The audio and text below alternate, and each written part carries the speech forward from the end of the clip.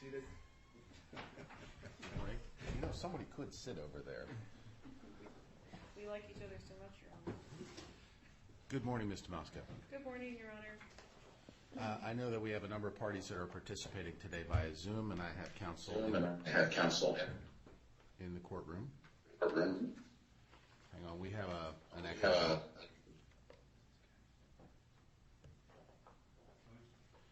All right. At this point, good morning, all. This is Judge Shannon. I understand from the court reporter that necessary parties have joined. We have parties that are in the courtroom representing the debtor, the confirmed Desolation Holdings LLC wind-down entity. This is case number 23-10597. I note also that we have a number of parties that are participating today via Zoom.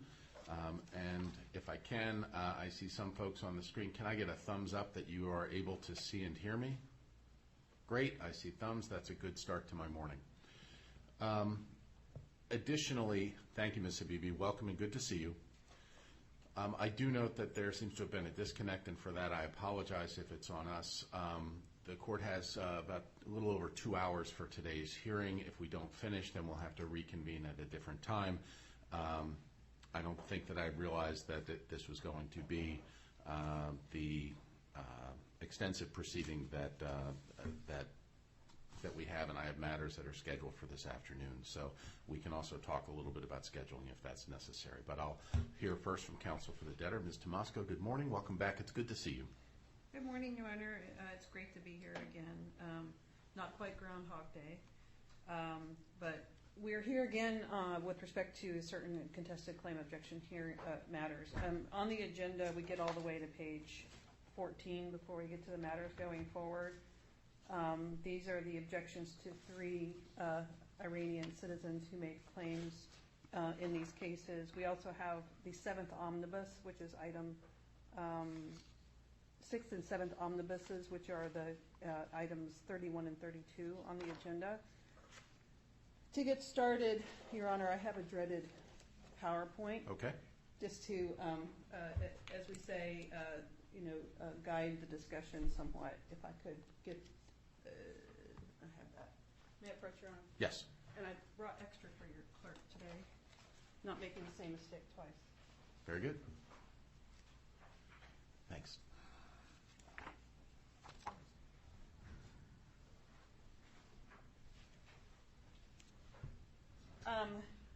Your Honor, we got the message about the court having limited time today. I'm going to make a brief factual introduction, and then I'm going to propose an idea for how we might be able to finish today. Okay. Just briefly, the introduction, we have 3 Iranian claimants in alphabetical order: Abbasi, Arabpour, and Momenzadeh. We have 4 debtors, all of which have been consolidated into the wind-down entity supervised by the plan administrator, David Maria. The claims filed by Abbasi totaled $2.6 million. The claims filed by Arabpour totaled $3 million. The claims filed by Momenzadeh totaled $2.2 million. Some of the claims assert priority and secured rights. Now, granted, certain of these claims were withdrawn. On page 5 of the presentation, you can see that those claims were reduced somewhat. Their actual account balances are Abbasi, 0, Arabpour, $8,400, and Momenzadeh is a little more than $3,000. Just briefly, with respect to the histories of each of the claimants, Mr. Abbasi opened his account in October. Hang on, Ms. Tomasco, just 1 second. This is Judge Shannon. I'm going to ask that any party that's participating via Zoom, please place your microphone on mute unless you are speaking to the court. We're getting a little bit of feedback. Thank you. Ms. Tomasco, you may proceed. Thank you. Mr. Abbasi opened his account in October of 2017. That's Exhibit 51. Mr. Abbasi agreed to the 2015 Terms of Service. That's Exhibit 31. Mr. Abbasi agreed to buses Terms of Service, Exhibit 52 at page 18. Mr. Abbasi agreed to the 2018 Bittrex International Terms of Service, Exhibit 52 at 15, December 19th to February 20th. Mr. Abbasi took advantage of the OFAC license, which this court is aware, and withdrew all of the assets in his account that could be withdrawn. Now, notwithstanding the fact that Abbasi's account balance is zero, Mr. Abbasi filed 13 proofs of claim, claiming $200,000 in each of them for a total of $2.6 million.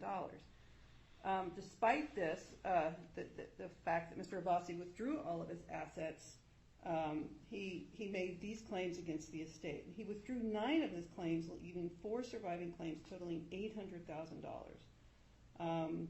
At the December 13, 2023 hearing, Mr. Abbasi further reduced his claim to $132,000. That's Exhibit 70, which is the transcript at page 53 to 54.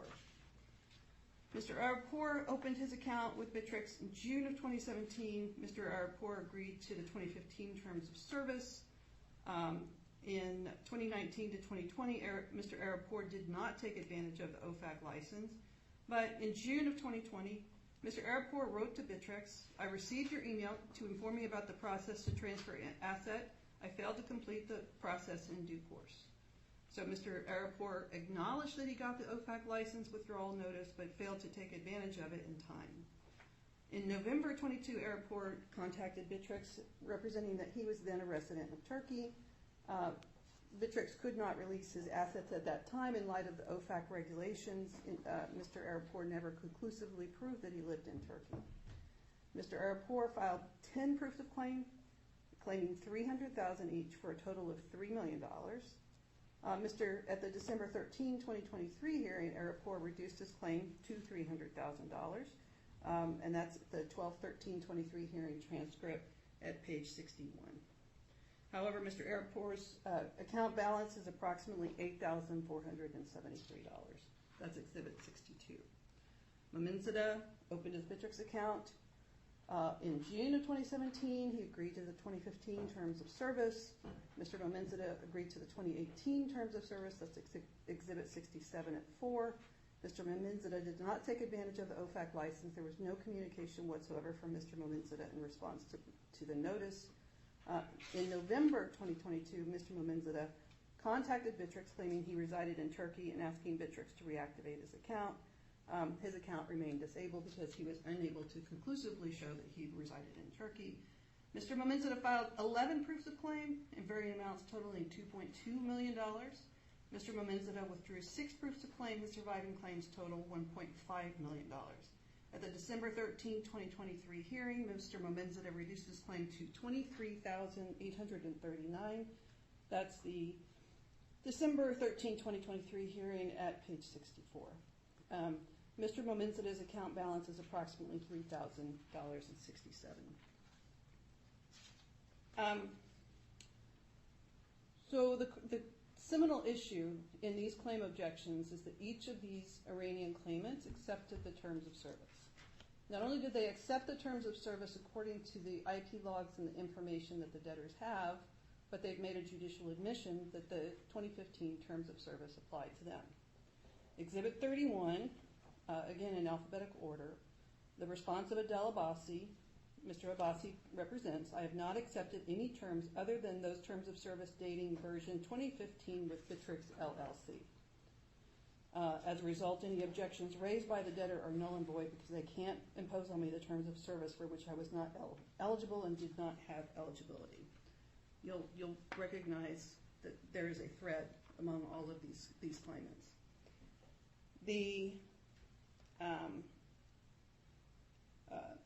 Mr. Mominzada also says in his response to the claim objection that he only agreed to the 2015 terms of service. That's Exhibit 24.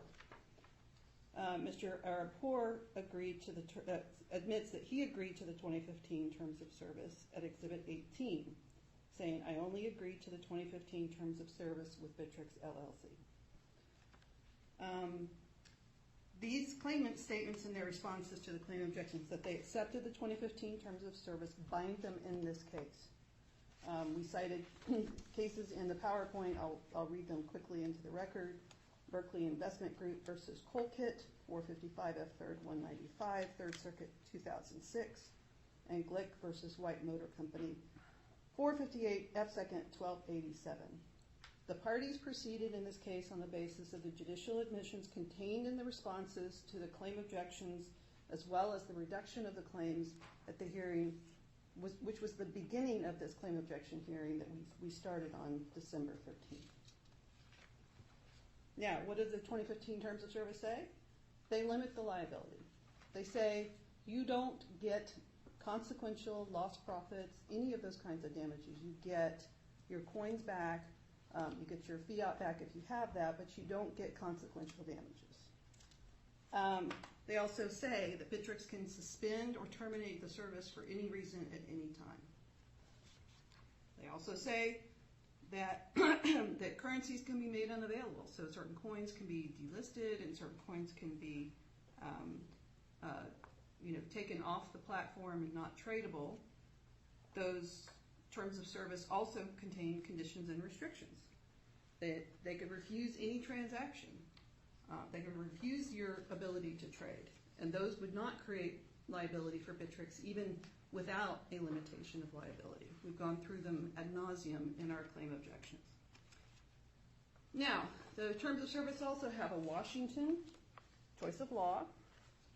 Washington would also be the nexus if you were to apply a conflicts of law analysis because these claimants are in Iran. Bittrex its principal place of business has always been in Seattle. The 3-year statute of limitations under Washington law would bar each of the enumerated causes of action in each of the claimant's proofs of claim. Again, these 3 Iranian claimants do not articulate how their facts fit into these causes of action. They just say, I have a cause of action for negligence, negligent misrepresentation, conversion, breach of fiduciary duty, unjust enrichment, personal injury, emotional distress, civil conspiracy, and breach of the implied covenant of good faith and fair dealing. We set forth on slide 20 that each of the applicable statutes of limitation for those enumerated causes of action are 3 years. So what does that get to us? That gets us back to what I call the 4 square, which is on slide 21. I'm there. So either you have a contract claim or you have a tort claim. You can't have both. So if you have a contract claim, if the contract itself bars the damages that these claimants seek. It says we shall have no liability to you other than to return your coins, which of course Bittrex is prepared to do provided that the OFAC issue can be resolved. In other words, if the claimants prove that they are not ordinarily resident in Iran.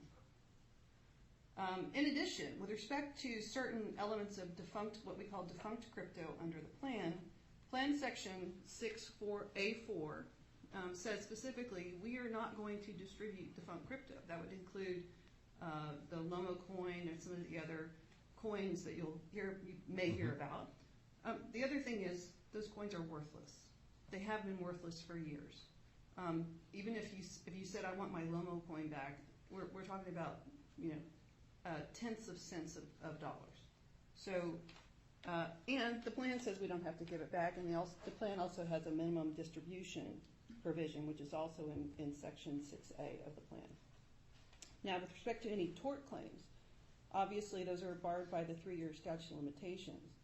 As the court knows, the issues with respect to the suspension of services until the OFAC license all occurred before May 8th of 2020.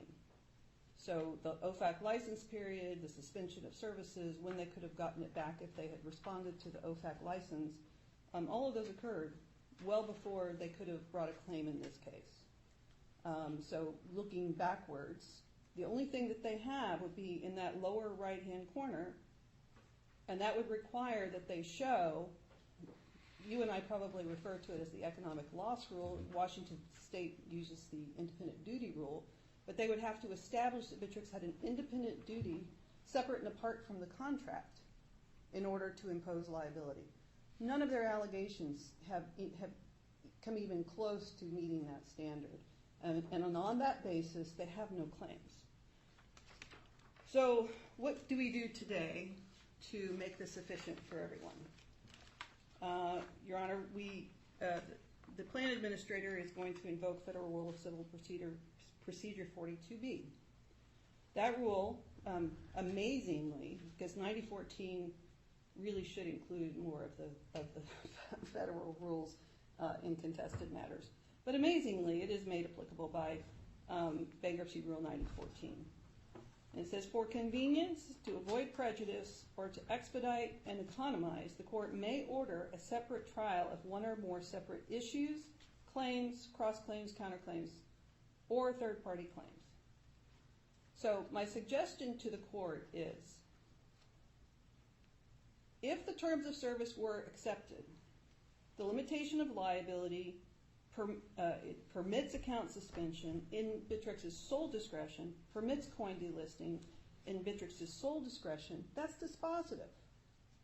Now, is there a factual issue as to whether or not they accepted the 2015 terms of service? No. They've admitted that they accepted the 2015 terms of service. Now, even if they said, well, that's not really a judicial admission, we'll put on evidence on the sole issue of, did they accept the 2015 terms of service when they created their accounts on Bittrex? We'll show you the IP logs with which you're now familiar.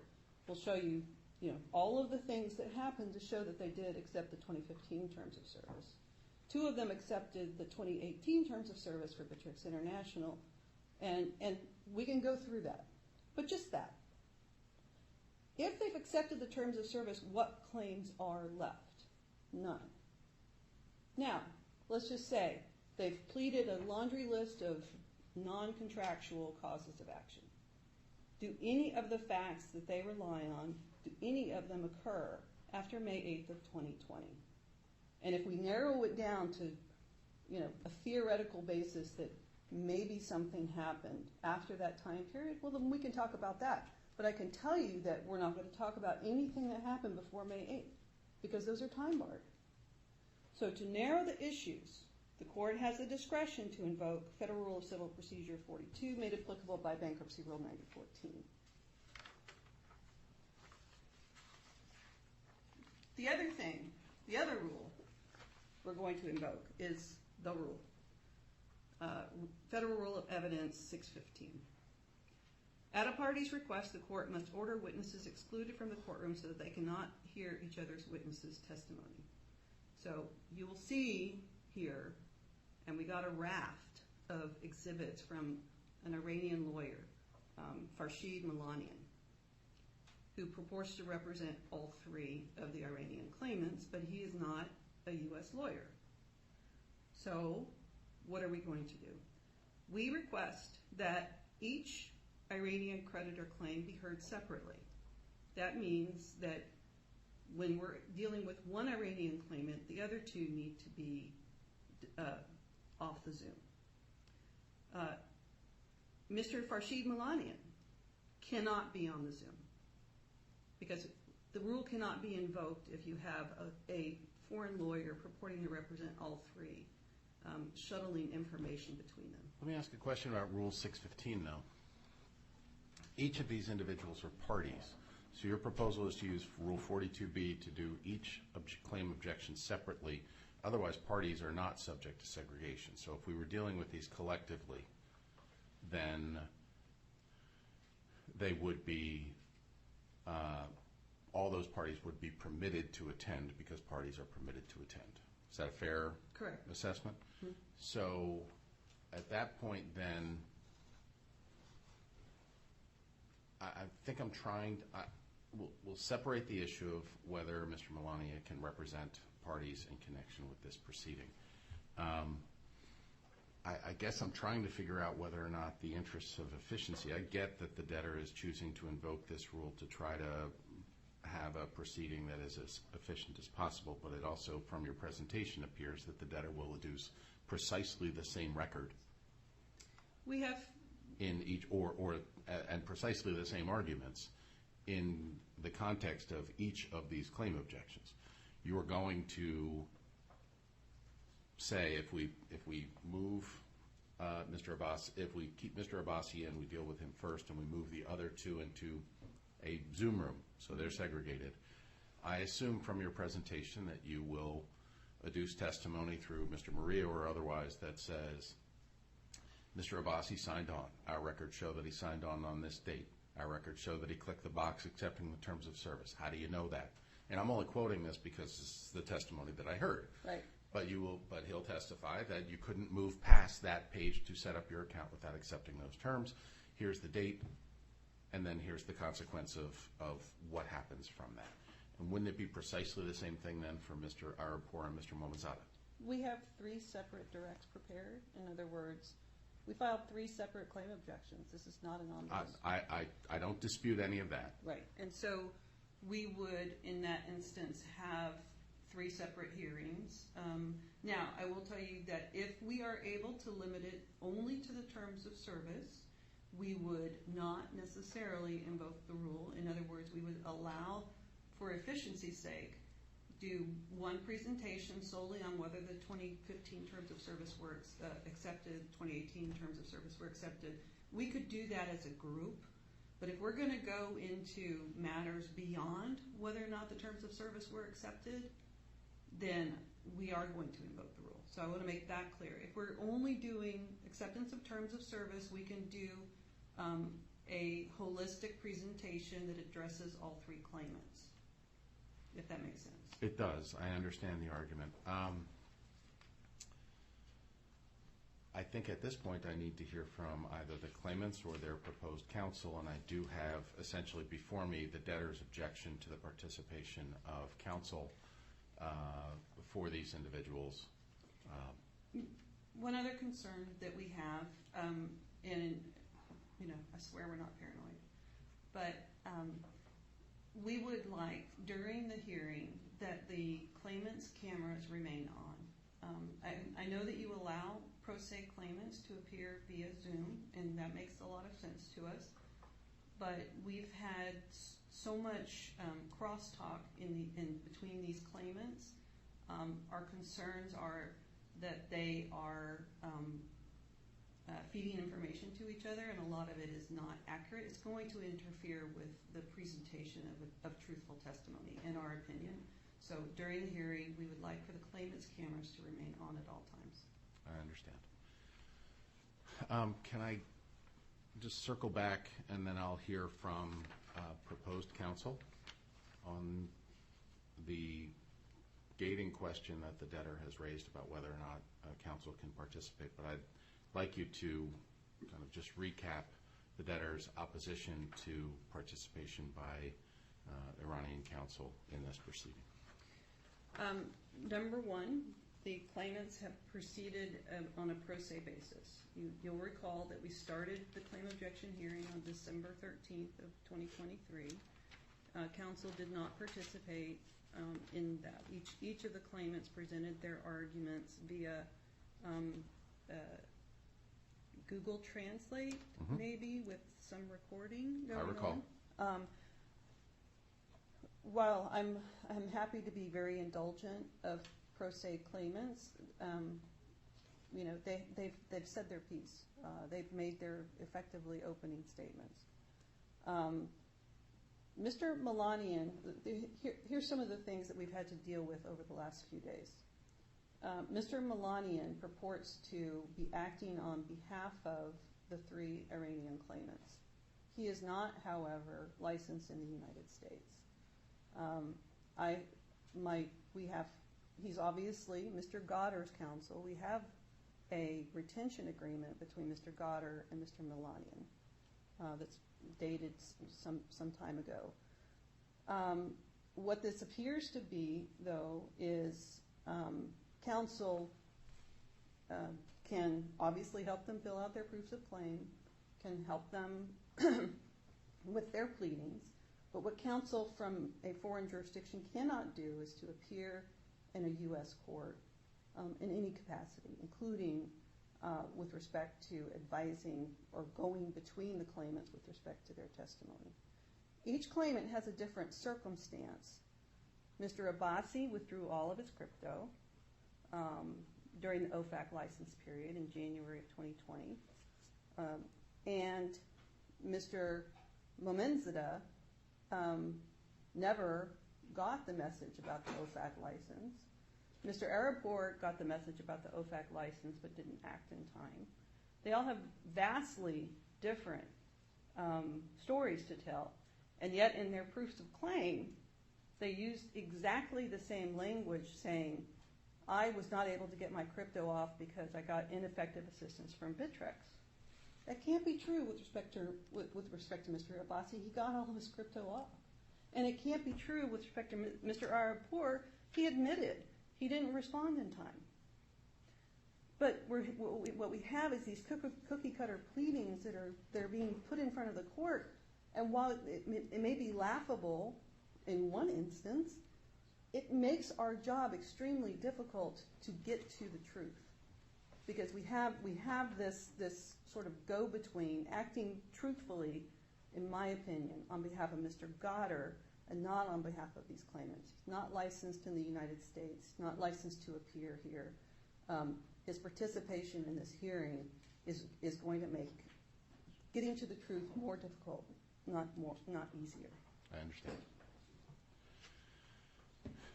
All right. So counsel has advised the debtor's position with respect to presentation of its 3 separate claim objections relating to Mr. Abbasi, Mr. Arapur, and Mr. Momanzada. The gating question, I think, in terms of how this proceeding will occur is whether it is appropriate for the court to permit Mr. Malanian essentially to represent and advocate for the claimants in connection with this hearing. Is Mr. Malanian on the line or on Zoom? Yes, Your Honor. I'm here, and it is my pleasure to represent the creditors before you. All right. Thank you very much for appearing. I certainly appreciate your participation this morning. I trust that you were able to hear counsel for Bittrex, Ms. Tomasco, with respect to her objection to your participation in that proceeding. Were you able to hear that, sir? Yes, thank you. Yes, okay. Your Honor. So I would observe, and again, this is Judge Shannon, I have observed that this is sort of the first question that needs to be addressed by the court is the extent to which you can participate in today's proceeding on behalf of the 3 separate claimants whose claims have been objected to. You have heard Ms. Tomasco's opposition and a request that I prevent you from playing that role, and I would be happy to hear your response, sir.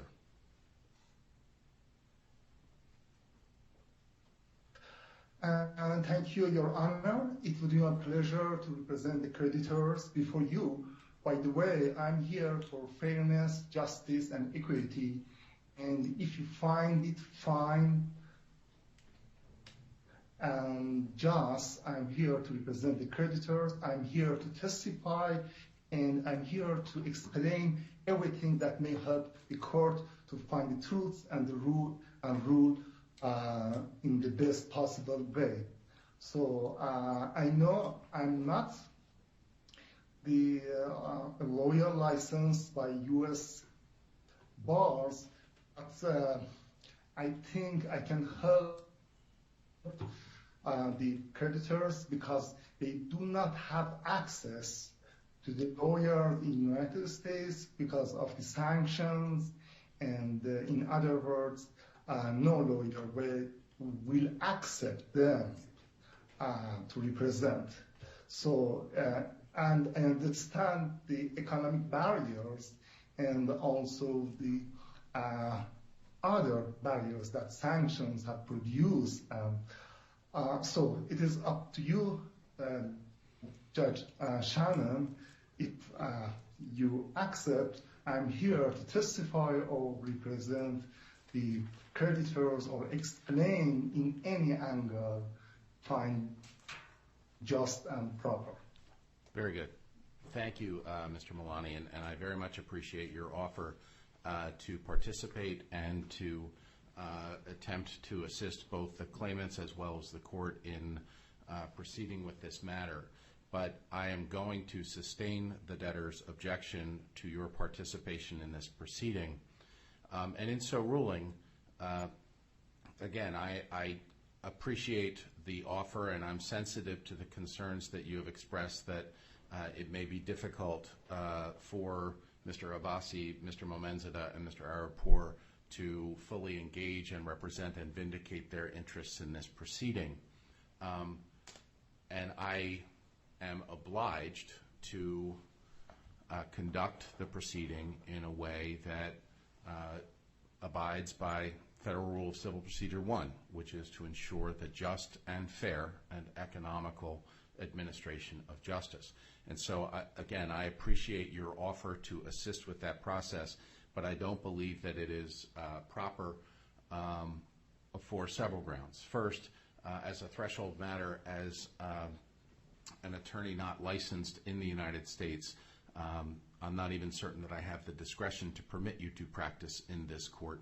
But regardless, I would not exercise that discretion if I had it. I note further that the rules of this court require that counsel that is not a member of the Delaware Bar affiliate with Delaware counsel prior to participating in a proceeding in the federal courts here in Delaware. The record reflects that that, in fact, has not occurred. And indeed, some of the challenges that Ms. Tomasco has expressed in terms of trying to manage or navigate this process articulate the reason for why this jurisdiction has always required local counsel, even affiliation for counsel who are members of a bar of one of the states of the United States other than Delaware. But again, under the circumstances, I do not believe that it would be appropriate to permit you to represent as counsel these claimants, and I would sustain the debtor's objection, and I would not be prepared to hear further argument, testimony, or presentation from you today. Again, I appreciate your offer, but I have made my ruling. Ms. Tomasco, that brings us then to the next question, which is how the debtor intends to proceed. Do you intend to request essentially three serial proceedings? I believe that we have the ability to put participants that are on Zoom into a Zoom room that's out of here, that's not here, but I'm looking over at Mr. Court Reporter, and I want to... Maybe I can make it more simple for the court, Your Honor. If we're able to bifurcate the trial into whether or not they accepted the terms of service, and then have the court rule on that, whether that's sufficient to sustain the claim objections without hearing additional evidence, we can proceed as a group. But if we're not going to grant the Rule 42 motion, then we would ask that they be tried separately. So I think I am reluctant to cabin the proceeding as described. I understand and I don't disagree that it would be more efficient, but as noted, I'm dealing with claimants that are representing themselves. Case law teaches, and my practice is, that a measure of flexibility is afforded, and the premise of your argument is to limit the discussion to that question of the terms of service. It may be, as the debtor has argued in this proceeding as well as in the trial that we've just held, that that issue is dispositive. But I think at this point I would want to afford the claimants an opportunity to address the court. I'm not saying that that the debtor can't object or argue that either evidence or testimony is beyond the scope of what is relevant to the court's decision at this point. But I think that I am not prepared to conduct a proceeding today that is limited to that one line. The other point that I would make is that we had a fairly extensive hearing back in December that I recall that was about the claimant's request for broader discovery. My recollection is, and the record reflects, that I denied the request for broader discovery that would have pursued a variety of theories to which the debtor objected and alleged were not legally sufficient.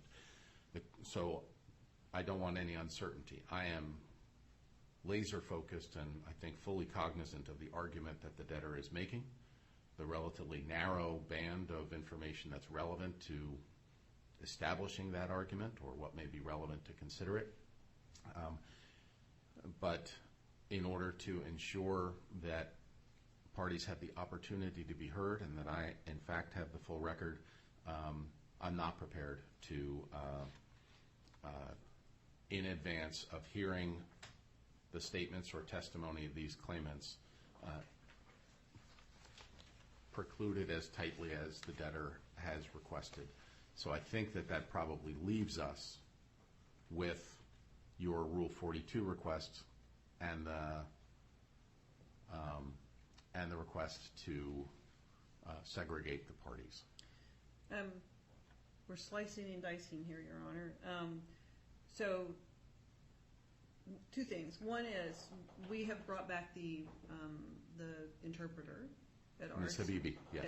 At our expense to assist with the hearing for she is here for the claimants. Great.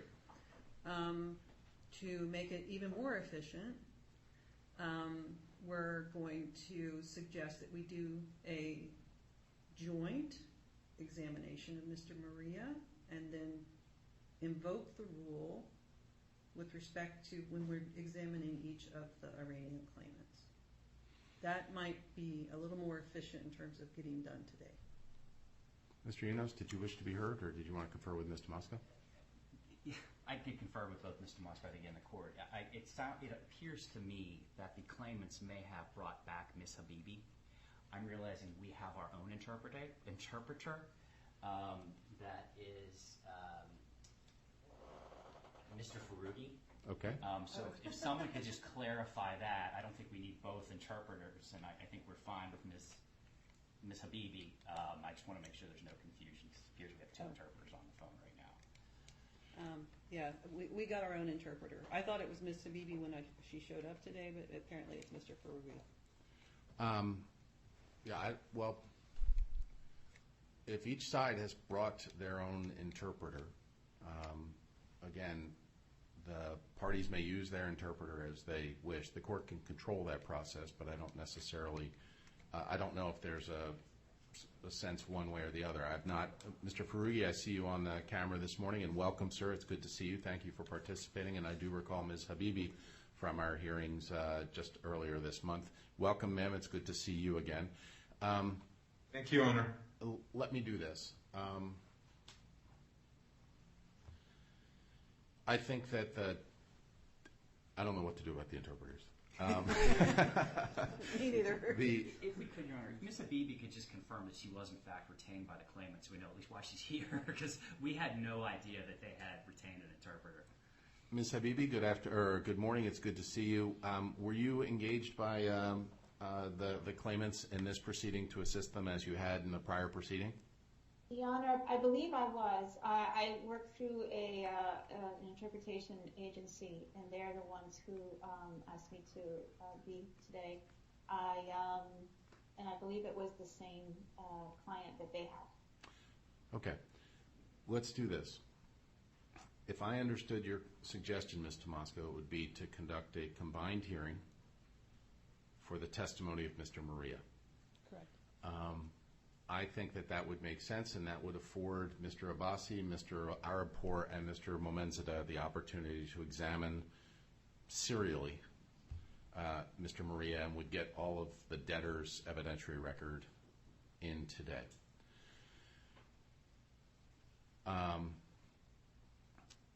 That's fine, and I think that we should proceed that way. We're going to take just a 5-minute break right now. I realize we are pressed for time, but I would ask that you use the time, one, to sort out how the parties wish to proceed with the two interpreters. I'm not looking to burden anybody, and again, if each side wants their own interpreter, I am completely fine with that. But if there's a consensus that we don't need both of these folks, then somebody can make a decision on that.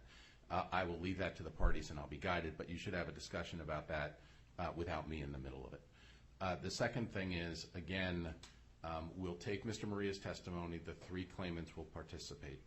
I would observe that if you are hoping to make that kind of progress today, bifurcating each of the 3 separate witnesses might be a little complicated.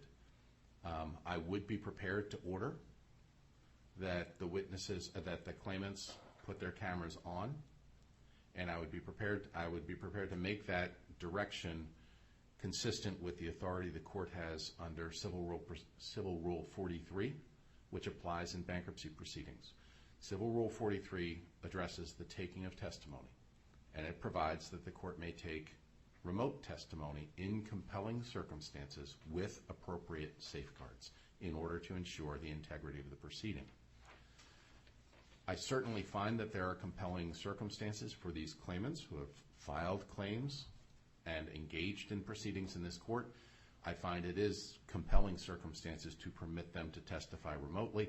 The record suggests that it is not a simple task to get a visa to come from the United States, from Iran to the United States.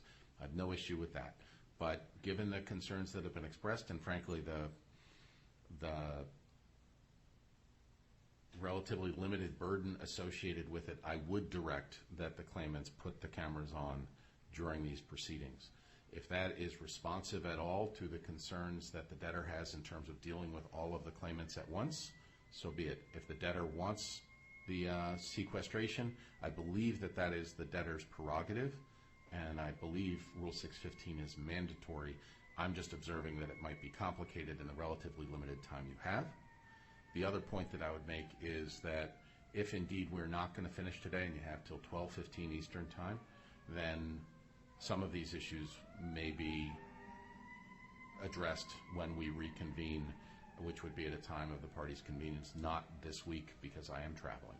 So why don't we take 5 minutes, we'll sort out the interpreters and figure out our path forward, and again, I appreciate everyone's patience. With that, we will stand in recess. 5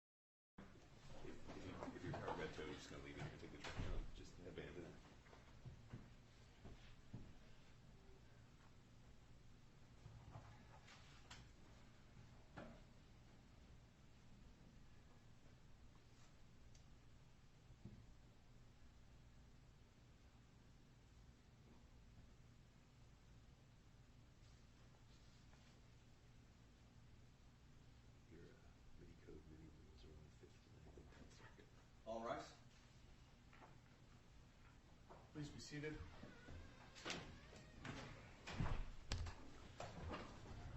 Before we get going, we are reconvening right now in the matter of Desolation Holdings, known as Bittrex, which is case number 23-10597. We took a short break to discuss some of the mechanics of moving forward with our proceeding today. My understanding is that there may be parties that are joining or have jumped on to this morning's Zoom in order to participate in the Z News status conference in the Subchapter 5 case that is scheduled for 11 a.m. That status conference has been canceled. The court has asked for an email report on the status of that case by email to counsel this morning from my deputy, but the Z News status conference is off. We are proceeding with trial on this matter. Ms. Tomasco, welcome back. Where do we stand? Your Honor, we're going to, we dismissed our interpreter. We're going to proceed with the group direct of Mr. Maria. Aggregated direct of Mr. Maria. We believe if the cameras can remain on and we can eliminate, for two reasons, Your Honor, eliminate people who are not either the claimants or representing the plan administrator, that we can proceed. One is, again, we want to make sure that everybody's not being assisted with their testimony. The other reason is that this will be, where you live, what is your passport number, all of that kind of thing. So as we begin the testimony, we think that the courtroom and the virtual courtroom should be cleared of all non-essential participants, including the participants on Zoom from Wobble, who obviously represent Mr. Goddard. He's not a party to these claim objections. We are going to be talking about PII with respect to these claimants. I also see on the Zoom somebody, Leah Lerman from DOJ. I don't know that she should be hearing this, although I don't know what argument she might have for being here. Mr. Melanian is still on the Zoom. Okay. The request is for implementation of the court's existing protocol, which is that as we turn to live testimony, video participation in the proceeding is limited to parties. And so on that basis, I will direct that those individuals that have signed on as parties may remain. Those individuals that have signed on but are not parties to the proceeding must be removed to a separate Zoom room to be permitted back if and when testimony concludes. In addition, the court would specifically note that Mr. Melanian is not a party.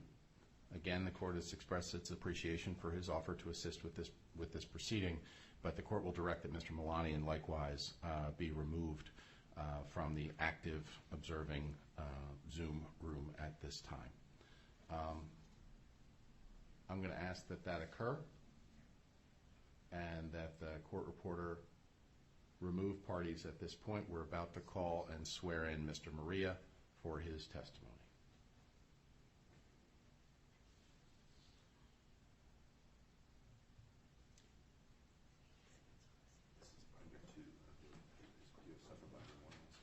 All right, while the court reporter is taking those steps, I assume the debtor calls Mr. Maria.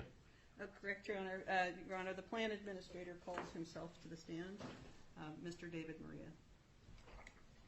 And Your Honor, if I may, as one of the two interpreters hired, which one of us has been requested to stay on?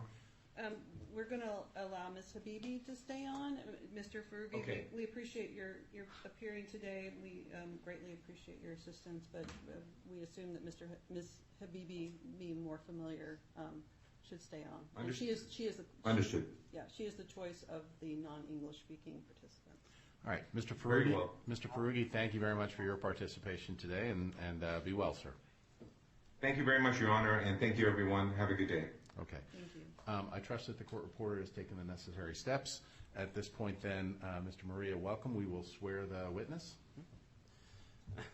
Raise your right hand. Do you solemnly swear to tell the truth, the whole truth, and nothing but the truth, so help you God? I do. Please state your last name and spell it for the record. Maria, M-A-R-I-A. Please be seated. Welcome, sir. Have a seat. Thank you, Your Honor. Mr. Maria, briefly state your role with the debtor for the court.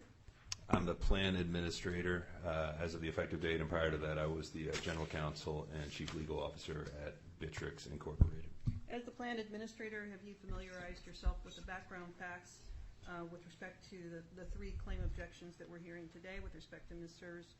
Abbasi, Arabpour, and Mominzada? I have. Let's turn to Exhibit 51 in your book.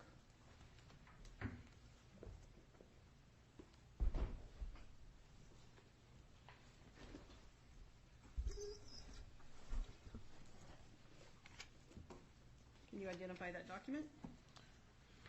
This is a printout from our system regarding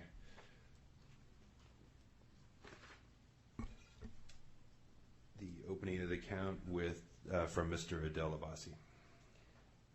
And when did Mr. Abbasi open an account with Bittrex? Mr. Abbasi opened his account, I'm looking to see here, I know it was in October of 2017, October 14th, I believe, 2000, I'm sorry, that's not right. That was when it was shut down. It was, I don't know if it has it in here, but it is October 2017 when he opened his account with Bittrex. How does this get populated, this form? So this is information that's entered by the customer signing up, whether it happened on the day of the sign up or whether it was at a later date. It would have been entered by the customer.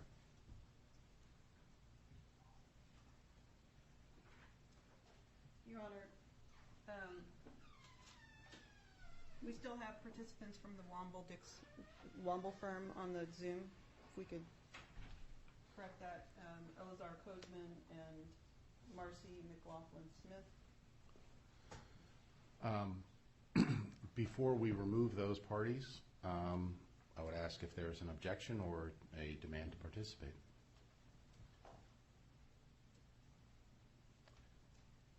Very well. Hearing no response, I will direct the court reporter to move those parties.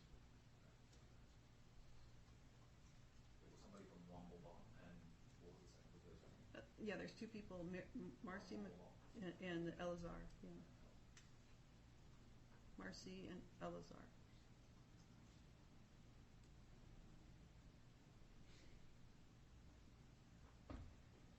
You may proceed. Oh, sorry, Your Honor.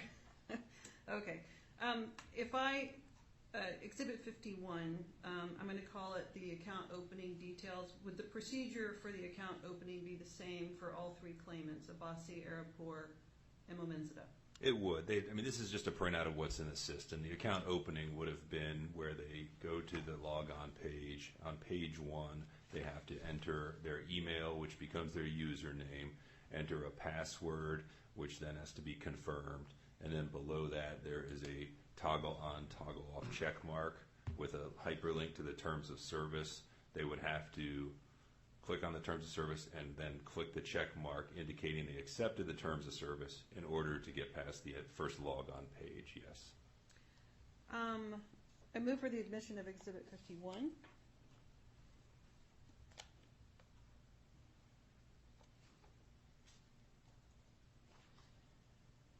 Did Bittrex disable Mr. Abbasi's account at any time?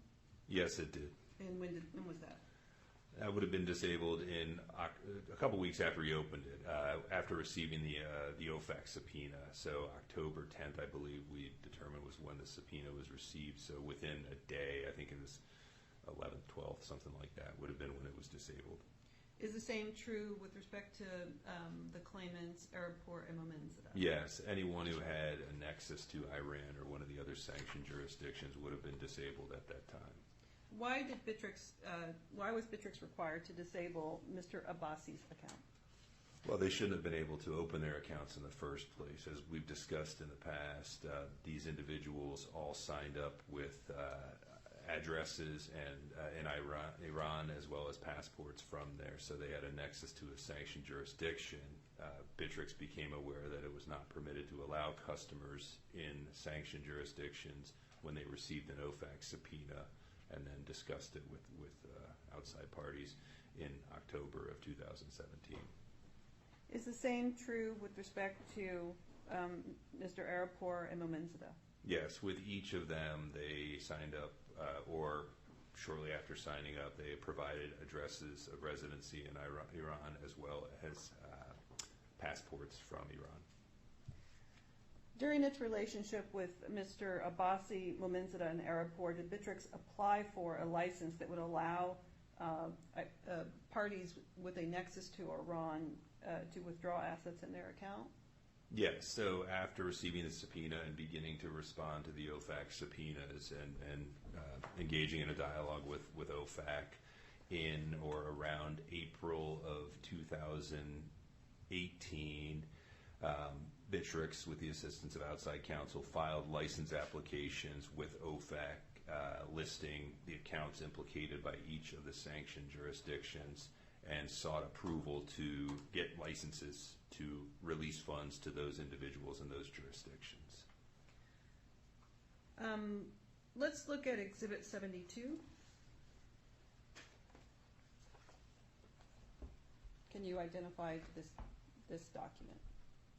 I can. So this would be one of the license. Actually, let me be sure.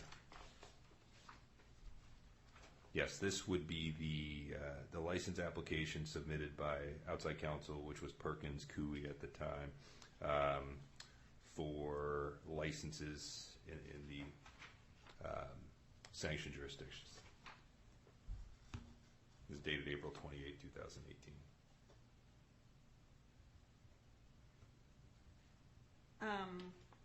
Let's turn to Exhibit 73. What is this document? In the past one, I believe, was just the Iranian one. There were similar ones for the other jurisdictions for 72. 73 would be the license that was granted by OFAC, allowing this is the Iranian-specific license, as it says at the top of the page, granted in September of, well, again, I think we saw this last time. It says September 26, 2019, but my recollection is this was 2019.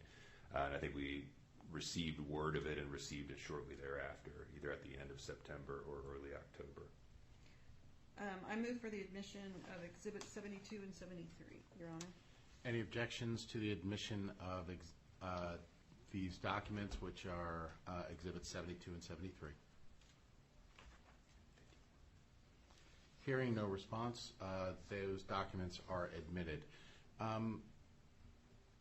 Ms. Tomasco, I think the way that we agreed to move forward thus far is that Mr. Abbasi, Mr. Momenzada, and Mr. Arapur are both are all three participating in this hearing and listening to Mr. Maria's testimony.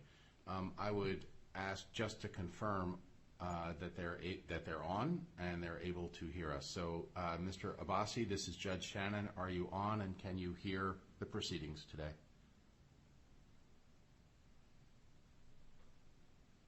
بله هستم ولی جراحی خیلی سنگینی واسه دندونم انجام دادم به خاطر همین نمیتونم زیاد صحبت کنم. لایحه دفاعیم آماده است پیش مترجم. اگه اجازه بدید بخونم خدمت. Yes, I am on and excuse me, present. But I've had major oral surgery and I'm unable to speak a lot. A document presenting my side, my case, has been sent to the interpreter, and if you allow, she will read it. Okay, well, we'll deal with that at the appropriate point, but I certainly hope that you recover well, Mr. Abbasi. I just wanted to make sure as we get into the proceeding that you and your and the other claimants are able to hear us. So as to Mr. Momenzada, sir, are you on the Zoom and are you able to hear the proceedings? آقای مومنزاده. کامل میشنوم و مدارک هم مشاهده میکنم. Yes, I hear you very well, and I am able to see the documents. Very good. And finally, I believe Mr. Arabpour. Sir, are you able to hear and see the proceedings? سلام به قاضی محترم و دادگاه. بله، من صدای شما رو میشنوم و مدارک رو دارم مشاهده میکنم. Hello to the honorable judge and the court. Yes, I'm able to hear you and view the documents. Very good. Again, I apologize, Ms. Tomasco, for the interruption, but I wanted to make sure that we didn't have any issues and that the three claimants were actually on for the benefit of this proceeding. You may move forward. I will note, Your Honor, that two of the claimants don't have their cameras on. The court has directed that each of the claimants leave their camera on, and so I would ask that you do so, and we can move forward. Ms. Tomasco, you may proceed. Thank you, Your Honor. Did Bittrex let Mr. Abbasi know of the OFAC license that he could withdraw his crypto from the platform? So Bittrex would have sent out emails to anyone impacted by this to the email address on file. I believe the first round would have gone out in early November once we had taken these in and put a process in place. So they would have gotten it in November and then potentially monthly after that. But yes, each of them would have received that email. Can we look at Exhibit 53 and identify that for the court?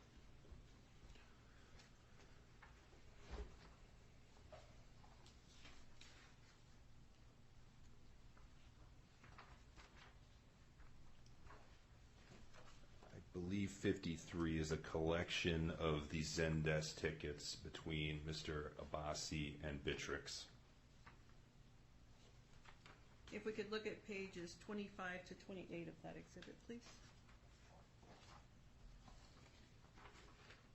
Yes. And what does that show? So on page 25, this is a back and forth between Mr. Abbasi and our Zendesk at Bittrex. December 3rd, 2019, Mr. Abbasi is inquiring, this appears to be in response to receiving the email notifying of the license. So probably sometime after the November email, Mr. Abbasi writes in, giving his account info, giving his balances, and asking for the balances to be withdrawn to a different address and providing a passport. How did Mr. Abbasi receive the OFAC license transfer form? It would have been in the email that he received giving notice of the process. Now, did Mr. Abbasi take advantage of the OFAC license? He did. So as is evident from this communication, Bittrex did what they've done. They made a request for additional information to ensure his identity. So they respond essentially telling him he needs to provide proof of identity, provide selfies with the holding a government ID and holding a piece of paper with Bittrex and the date on it, and do 3 separate angles of that picture. We move for the admission of Exhibit 53. All right. Any objection to the admission of Exhibit 53? Very well. That exhibit is admitted. So in terms of assets associated with Mr. Abbasi's account, could you turn to Exhibit 54 and say what that represents? Yes, this would have been, I believe, what he had in his account at the time of the withdrawals pursuant to the OFAC license. So the back and forth, he did what he needed to do. If you look at the previous exhibit on 53, provided all the photos requested, provided proof of his government ID and the pictures, went through the process, and then was permitted to have these assets, which are shown in 54, sent to the wallets that he designated on the license transfer form, all which was blessed by the OFAC license process. Can you describe what LMC is? LMC is a delisted token that used to be listed called Lomo Coin. Does Lomo Coin have any value? As of now, I think it's zero if you look it up, but if you go further down the decimals, it's really not traded at all, but it's worth a 0.00001 cents if you look at some of the different websites that show those values. What does the plan provide for with respect to delisted coins? Delisted coins are to be just nothing happens with them. There's no way to transfer them. There's no wallets for them. There's no ability to do anything with them, and they have ones like this have no value whatsoever. Move for the admission of Exhibit 54. All right, any objection to its admission? Very well. That is admitted. Let's turn to Exhibit 52.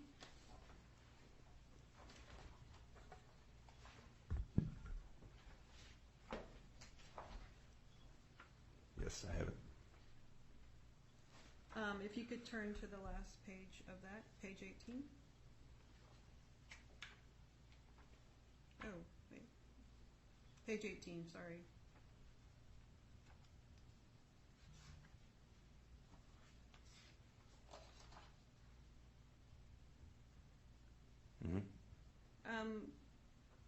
First of all, what is this document? So this would be the IP logs, logging all of the activity from Mr. Abbasi.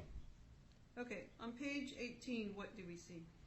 So page 18, this is into 2019. Page 18 reflects that on this date he logged in, and I'll explain why, and was directed to the Bittrex US website and prompted to, and then did accept the Bittrex US terms of service in 2019. Let's look at Exhibit 31.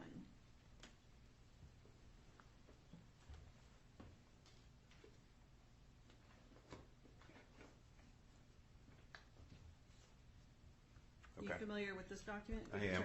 If we could turn to the second page. Yes. You see paragraph 3? I have. I'm sorry, I do see it. Okay, and what does Mr. Abbasi say about accepting the 2015 terms of service there? It says, I've not accepted any terms other than of the terms of service dating version 2015 with Bittrex LLC. So, Mr. Abbasi admits that he signed on to the 2015 terms of service. Do you also know this to be true from a Bittrex systems standpoint? Well, yes. I mean, the 2015 one, as I explained a few minutes ago, you could not sign up without accepting those terms of service. It would stop you on that page, so you needed to click that. Mr. Abbasi then, going through the IP logs, what you just showed me on page 18, if you look on, I'm sorry, if we can go back to page 18 there. Page 18 of Exhibit 52? Yes, please. So, as you see in the column between the date and the true, it says US, and then in the final two columns, SES satellite. So what that reflects is that for this period, and the pages leading up to it, for a period of time, he was logging in through a service that essentially goes through a US server. So it's like a VPN. This is a satellite one, but that made it look as though he's logging in from the United States. So even though he was located elsewhere, it would have directed him to the Bittrex US website as opposed to the international one that was or the global one at that time. And that's why he was prompted to, and then the records reflect that he did in fact accept the Bittrex US terms of service on that date. Now, does this mean that Bittrex transferred his account from Bittrex International to Bittrex US? Well, no. This had, I mean, as I just said, this was in US. If you were to, and I mentioned this in the last trial, it all was based on the IP address from where you're logging in at that time. Once Bittrex International was established in October or so of 2018, international IP addresses that were in non-sanctioned countries would be routed to Bittrex International, and I'll get to that in a minute. But because Mr. Abbasi was signing in from what looked to be a U.S. server, it routed him back to Bittrex US, even though he was located outside the U.S. Then, if we turn to page 15 of this exhibit, Now, a few months later, he has stopped VPNing or satellite linking in from the U.S., and now he has is going through a VPN, as it says in the right one, in the Netherlands. So in the top entry, now he's routed to the Bittrex International website because of location, and prompted to, and then does accept the Bittrex International terms of service at that time. But to your question, no accounts are moved in terms of physical location, no assets are moved in terms of their wallets. All this is the system, once there was the split to international, the system is recognizing, based on IP address, where you are, essentially representing that you are located, and then directing you to the appropriate website based on that. So all in all, Mr. Abbasi accepted 3 different terms of service, 2015, 2018, and Bittrex US. Two versions of the Bittrex US. That would have been the 2015 version when he signed up in 17, then the version that was in place when he routed in through the US in early 2019, and then the Bittrex International in August of 2019 when he VPN'd in from the Netherlands. Let's look at exhibit.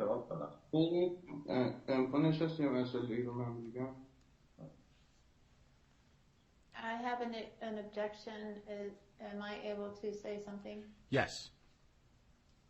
But آقای ماریا ایشون دارن دروغ میگن به دادگاه و اینکه لوم کوین طبق داکت 92 با همین ببخشید. I'm sorry, Your Honor, I'm not able to hear him very clearly. صدای شما خوب نمیاد آقای عباسی. من بخش اولش رو شنیدم ولی الان داره. میتونید یکم واضح‌تر صحبت کنین؟ I'm asking him to speak a little bit more clearly. آقای ماریا ایشون دارن به دادگاه دروغ میگن. Mr. Maria is lying to the court. طبق داکت 92 According to docket 92, همین لومو کوین تو سال 2023 جابجا شده. Limo coin was transferred in the year 2020. و این تو این وضعیت و در این وضعیت که ایشون به دادگاه دروغ میگن اصلا منصفانه نیست و من نمیتونم دفاع کنم. It's not fair that he would be lying to the court and I can't defend. Okay. Ms. Habibi, I'm going to rule on that objection. If any of the claimants believe that Mr. Maria's testimony is not truthful, they will have an opportunity to examine Mr. Maria when Ms. Tomasco's examination is concluded. Can you share that with the parties? Yes, Your Honor. من روی این اعتراض شما حکم میدم. اگر هر یک از کسایی که شکایت دارن به صحبت‌های آقای ماریا رو قبول ندارن، یک فرصت خواهند داشت بعد از اینکه خانم تماسکو سوالاشون رو تمام کردن، فرصت خواهند داشت که از آقای ماریا سوال بکنن و او رو سوالای خودشون رو به آقای ماریا در اون زمان در اون مقطع مطرح کنن. ببخشید میشه الان اعتراضمون رو مطرح کنیم چون من به صحبت‌های آقای ماریا خیلی اعتراض دارم. Can I express an objection because I have an objection to Mr. Maria's statements? Okay. Ms. Tomasco, would you remind me precisely where we are in the examination? Are you moving to admit a document at this point? I'm moving to admit Exhibit 52, and then we're moving on to Exhibit 54, which is the 2015 Terms of Service. Okay. So again, parties will have an opportunity to ask Mr. Maria questions at the appropriate time. Can you share that, Madam Interpreter? Yes, Your Honor. هر یک از کسایی که شکایت کردن میتونن در مقطع درستش صحیحش از آقای ماریا سوال بکنن و اعتراضای خودشون رو در اون مقطع مطرح کنن. خانم حبیبی، من مومن‌زاده هستم، آقای عباسی نیستم و خدمت شما گفتم که اعتراضی که دارم نسبت به این موضوع دیگه هستش که آقای ماریا مطرح کرد.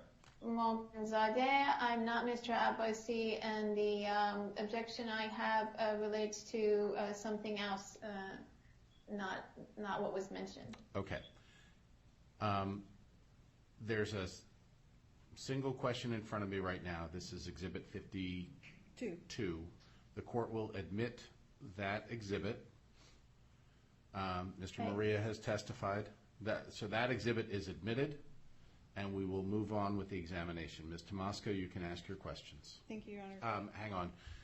Ms. Habibi, you can report to the claimants with respect to the court's ruling, and then we'll return to Ms. Tomasco, okay? Yes, Your Honor.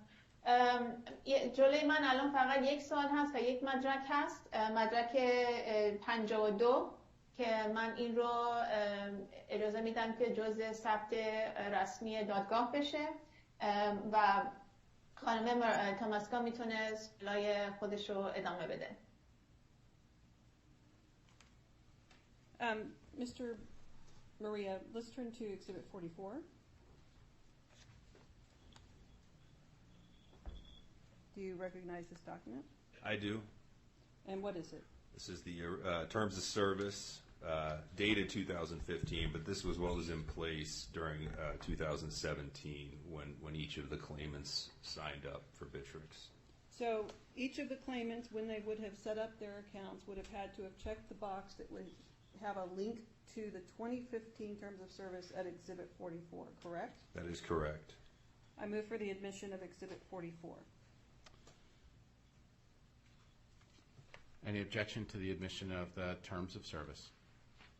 بله من اعتراض دارم قبلا هم گفتم به شما Yes, I have an objection and I mentioned it before.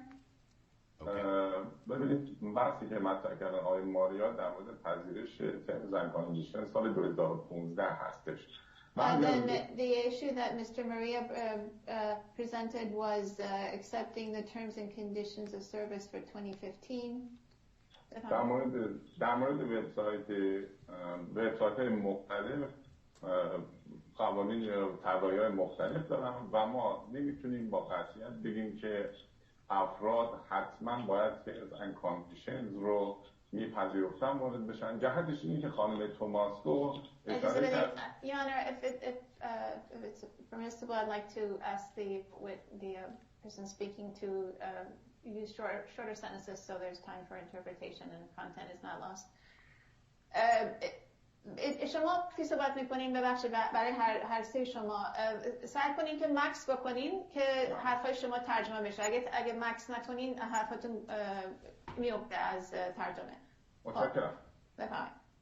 خانم توماسکو گفتن که تایید ترمز اند کاندیشن توسط کاربر در فایل لاگ دیده میشه.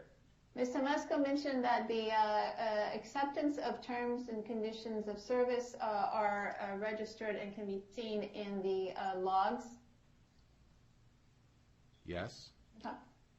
اما اگر ما به فایل لاگ مراجعه بکنیم می‌بینیم که چنین تعریف وجود نداره.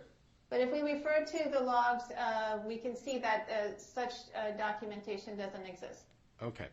Hold on. Hang on. Hold on, please. Hang on. A couple things. Ms. Habibi, this is Judge Shannon. We have started this examination, and obviously I very much appreciate your participation.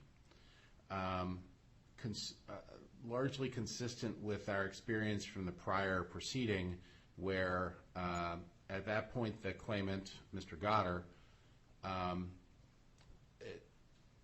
his familiarity with English was sufficient that he was able to follow the examination. I think I'm asking for guidance from you if the three gentlemen that are on the screen, if it's your assessment that they can't follow the questions and the answers without interpretation, then we'll proceed with interpretation. And again, I apologize if the parties have not been able to follow the examination, but I was actually just going on the, again, I think all three of these gentlemen represented themselves with some facility with English in a hearing in front of me last month. But again, I want parties that are engaged in today's hearing to understand what's going on. So Ms. Habibi, do you believe it would be necessary to translate Ms. Tomasco's questions and Mr. Maria's answers? I believe it would be helpful. I'm not sure if it's necessary. I would leave that to your discretion, Your Honor, and what the claimants themselves feel would be necessary. Okay. Before I ask those parties, I just want to confirm, because we don't deal with interpreters all the time. I have on occasion, but I would ask Ms. Tomasco, I assume that you have no issue other than delay with having the interpreter interpret your questions and Mr. Maria's answers, but I would like your thoughts before I canvass the claimants themselves. Hang on, guys. Hang on. Hold on. It's my understanding and my experience with respect to the prior hearing on December 13th that they understand the English very well. And so I don't think that each question and answer needs to be interpreted. They've interjected objections relevant to particular topics when they've come up. And so I think that interpreting every single question and answer would be interposed solely for the purposes of delay. While I understand that English is not their first language, these are very, very simple questions. It's always easier to understand another language than it is to speak it. And so that is my feeling. All right. I would ask, and I'll start with, I will ask the claimants, are you able to generally follow Ms. Tomasco's questions and Mr. Maria's answers?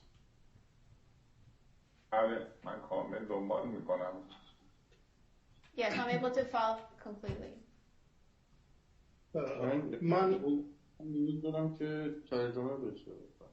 I need for it to be interpreted, please. من بعضی نکات رو متوجه میشم و بعضی نکات رو متوجه نمیشم و با توجه به حساسیت موضوع درخواست ترجمه میخوام بکنم برای صحبت‌های Mrs. Maria و Mrs. Tomas. I understand some. Excuse me. I understand some, and some I don't understand, and because of the sensitivity of the discussions, I would like what both Mr. Maria says and what Ms. Moscow says to be interpreted. That is how we will proceed then. I'm going to ask a couple things. First, Ms. Tomasco, to the extent that you can either keep your questions short or break them so that the interpreter can interpret, and Mr. Maria, same instruction as best as possible. As to the item that is before me, no objection has been interposed. That document is admitted. من اعتراض دارم. باید در مورد پذیرش terms and conditions توسط ما مدرکی در فایل لاگ ارائه بشه توسط دتورز یا بدهکاران. Okay, I have an objection. اعتراض منم همین هست. منم I'm just going to remind him to do one at a time. هر وقت صحبت هست یک نفر به یک نفر اجازه بدین ترجمه بشه بعد شما میتونید اعتراض خودتون بگید. I have an objection in terms and services that there needs to be produced a document showing that the terms and services were accepted. Okay. I'm going to overrule that objection. اجازه شما رو من قبول نمی‌کنم. And you can ask Mr. Maria about that when you are examining him. But Ms. Tomasco has put this document up. من یک اعتراض.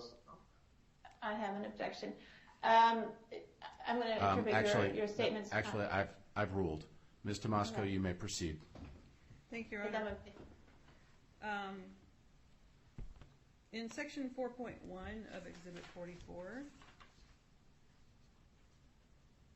Ms. Habibi, you may. Yep, go ahead. Thank you. در بند 40 اشاره 1 در مدرک 44. What does this provision provide for? Section In 4. the- I'm sorry. Mr. Maria, you can answer. I'm sorry, I apologize. I didn't give her a chance to translate. But Section 4.1 notes that Bittrex may, at any time and in our sole discretion, این خانم تاماسکو پرسیدن که این بند شامل چیست. ایشون گفتن که این نوشته شده که بیترکس میتونه در هر مقطعی و به کاملا در اختیار خودمون در تصمیم خودمون and then to the relevant portion, impose any other conditions or restrictions upon your use of the services without prior notice. Okay. هر گونه محدودیتی روی استفاده شما از خدمات ما بگذاره بدون اینکه از پیش به شما اعلام کنیم رو. Does Section 16 also provide for Bittrex's sole discretion to modify or discontinue any part of the services it provides? آیا در بخش 16 نوشته شده که اجازه میده بیترکس به تصمیم خودش بتونه در هر مقطعی ادامه سرویس رو قطع بکنه یا تغییر بده؟ Yes, it's a very broad provision allowing Bittrex in its sole discretion to terminate services to customers at any time. بله، یک اجازه بسیار گسترده‌ای هست که به بیترکس اجازه میده که در هر مقطعی بتونه خدمات رو به یک استفاده کننده قطع بکنه. Specifically, it notes we may terminate your access to the services in our sole discretion immediately and without prior notice, and delete or deactivate your Bittrex account and all related information and files in such account without liability to you. و بعد ما میتونیم قطع بکنیم و یا اینکه دسترسی شما به خدمات رو محدود بکنیم یا از بین ببریم و این حساب میترکس شما را غیر فعال انجام بدیم یا غیر فعال بکنیم و همچنین هر گونه خدمات دیگه‌ای که ما برای ما فراهم کردیم بدون هیچ که ما مسئولیت خاصی برای شما داشته باشیم. من از آقای ماریا یک سوال دارم. I have a question. از آقای ماریا. From Mr. Maria. This is not the time that you will ask your questions. You'll have an opportunity in a moment. Let me, Ms. Tomasco and Mr. Maria, as we walk through this or other documents, if there are sections that the debtor wants focused upon, if they are highlighted, the court will read it. And Ms. Habibi is welcome to translate the highlighted section. That should make this go a little bit further. It's not unusual to either have a witness read it to the court for the record or to direct the court to read it. I think it would just be easier if we're not doing it twice. So I don't mean to insert myself, but we're trying to manage the mechanics. Ms. Tomasco, you may proceed. Mr. Maria, can we turn to Section 19 of Exhibit 44? You see that section? I do.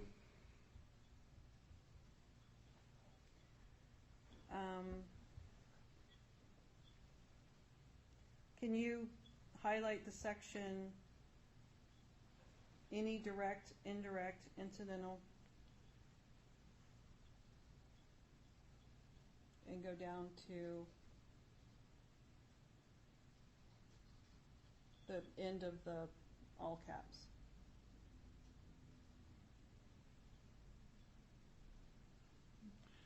I would ask that the interpreter please read or translate the highlighted section of paragraph 19. The court has it in front of me, and I can read it. Ms. If we could Tomasco? also highlight the first, I'm trying to make this more efficient. The indemnified party shall have no liability for, also highlight that.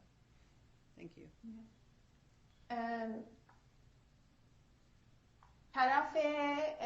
طرفی که غرامت پرداخت نمیکنه هیچ گونه مسئولیتی هم مستقیم، غیر مستقیم یا به دلیل یا اقتصادی یا خسارت‌ها یا خسارت‌های برای گم شدن داده‌ها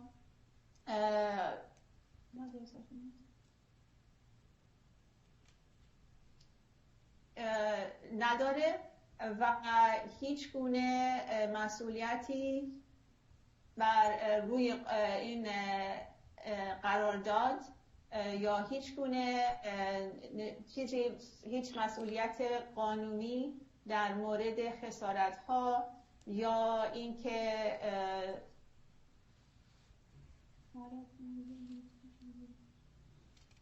به خاطر اینکه کاربرها نتونستن از خدمات استفاده کنن یا اینکه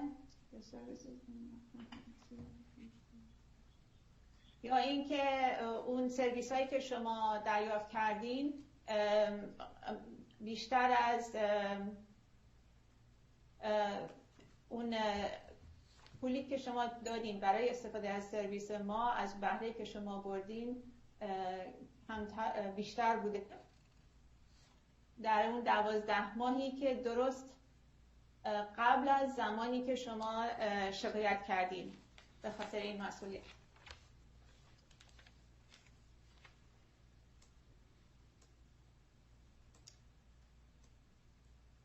Anything else? You may proceed. Thank you. Let's turn to Exhibit 32. Can we look at page 11?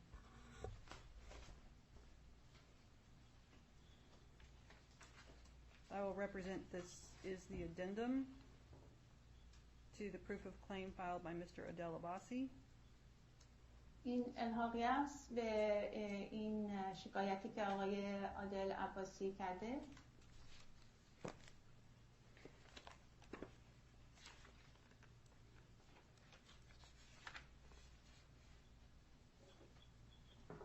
If you could look at the paragraph beginning with in October 2017.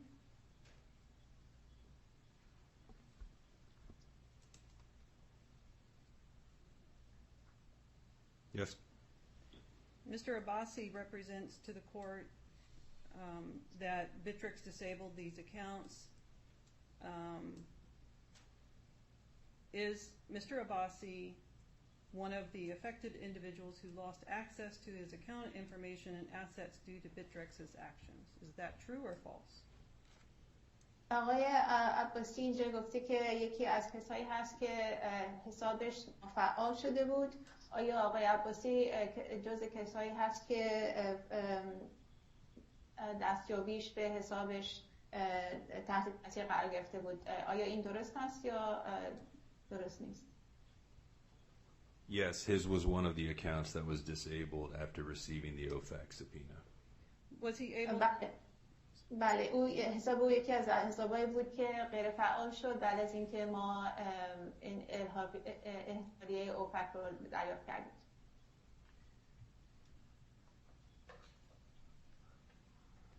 Was Mr. Abbasi ultimately able to recover all of his coins during the OFAC license period? Yes, what's in... آیا آقای عباسی تونست کل سکه هاشو بتونه پولشو بگیره در زمانی که اون مجوز اوفک اجرایی بود؟ Yes, and what's interesting here is that in the next paragraph of this exhibit, he states that Bittrex claimed to have a permit. However, this didn't help the claimant because he was still unable to access information and assets despite the permission. بله، چیزی که اینجا جالبه در بند بعدیش می‌نویسن که او نتونست به حسابش دسترسی پیدا کنه با اینکه اجازه مجوز اوفک اجازه میداد که ایشون دسترسی پیدا کنه به حسابش. And as we saw a few minutes ago, he took advantage of this process, submitted the OFAC license transfer form, and withdrew all remaining assets in his account during the license period. و چیزی که ما قبلا دیدیم اینه که در زمان مجوز اوفک کل دارایی اونجا رو پسنداز اونجا رو برداشت کردن و انتقال دادن در اون زمان. So the statement beginning in 2020, is that true or false with respect to Mr. Abbasi? It's false because he withdrew his assets that were in his account during the license period. آیا اون جمله که با در 2020 شروع میشه آیا این جمله حقیقته یا حقیقت نیست؟ حقیقت نداره چون آقای عباسی تونست کل موجودیت خود رو در بیاره در زمان مجوز اوفک. And I will note that each of the claimants, as we see in the first sentence, say that they reside in Istanbul, Turkey now. However, as we learned at the outset of this hearing, their lawyer noted that they have a difficult time getting representation because they live in Iran. و چیزی که اینجا میبینیم هر سه اینها گفتن که ما در مقیم استانبول هستیم، استانبول ترکیه هستیم، ولی در اول این جلسه شنیدیم از وکیلشون که اونها نمیتونن نمایندگی بگیرن یا وکالت بگیرن اینجا چون که در ایران زندگی میکنن، مقیم ایران هستن. Thank you. Let's turn to Mr. Arabpour. If you could look at exhibit, I don't know that we need to admit the proof of claim, Your Honor, but we moved to The proof of claim is of record. Okay. Let's. این مدرک رو ما وارد ثبت مدارک رسمی دادگاه کردیم. Let's look at exhibit 58. میریم روی سراغ مدرک 58 مربوط به آقای عربپور.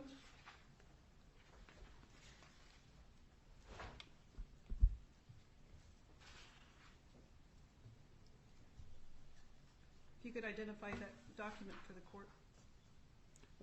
Again, this would be the printout of the account information from Mr. Arabpour from our administrative system. When did this... اینو برای دادگاه شما تشریح کنیم بگین که چیست.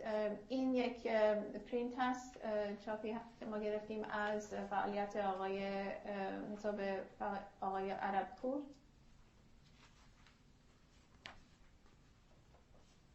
Do you know when Mr. Arabpour opened his account with Bittrex?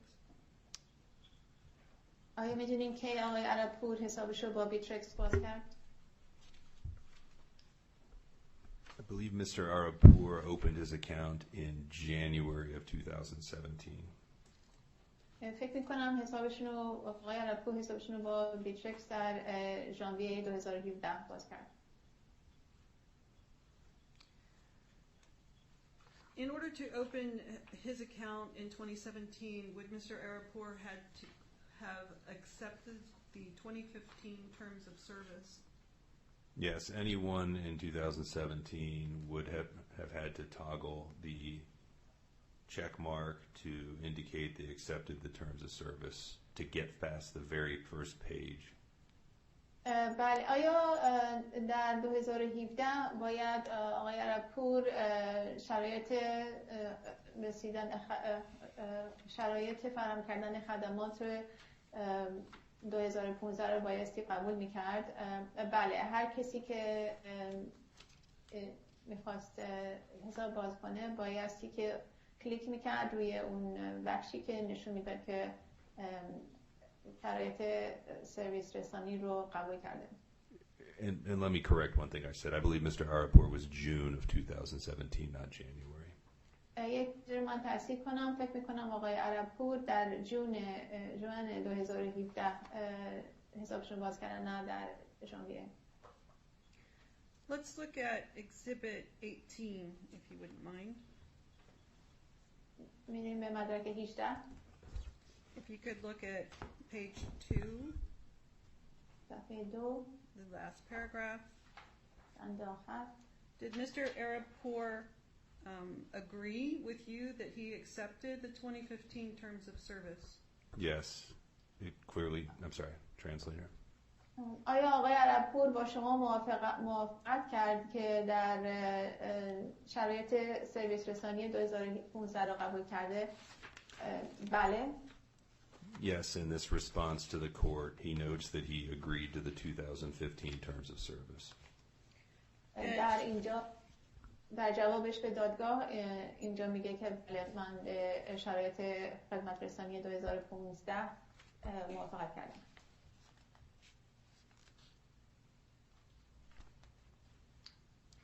Is that the same 2015 terms of service that we just reviewed in Exhibit 44? Yes. آیا این همین شرایط دریافت خدمات هست که در مدرک 44 با هم مرور کردیم؟ بله.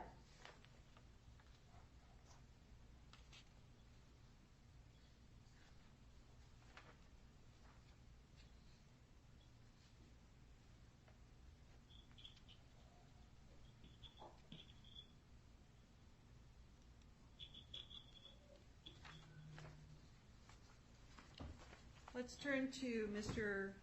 Momenzada.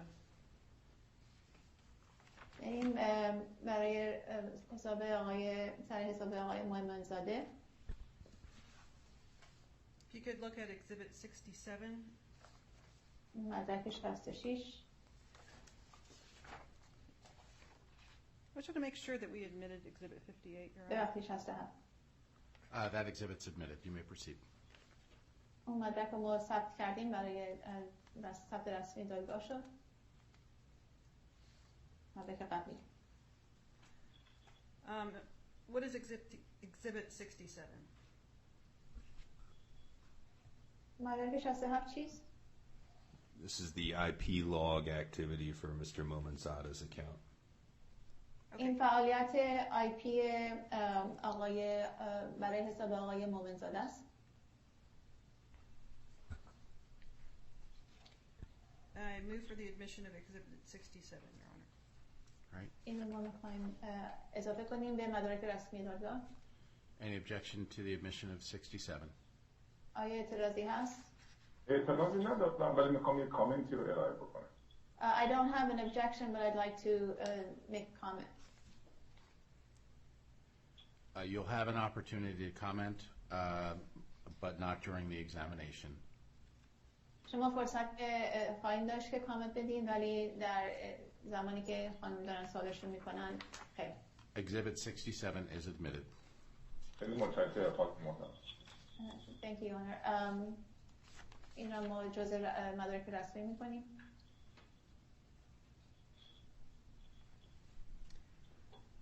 With respect to Mr. Arabpour, can we look at Exhibit 61, please?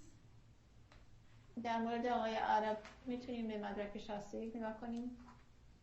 If you could go to Bates Label 730. He's kind of in backwards order, Your Honor. So label page 37 at the bottom. صفحه 37.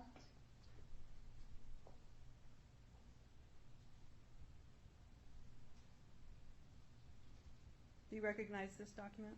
I do. Move for the admission of Exhibit 61, Your Honor. It's admitted. What did Mr. Arabpour ask for at this time?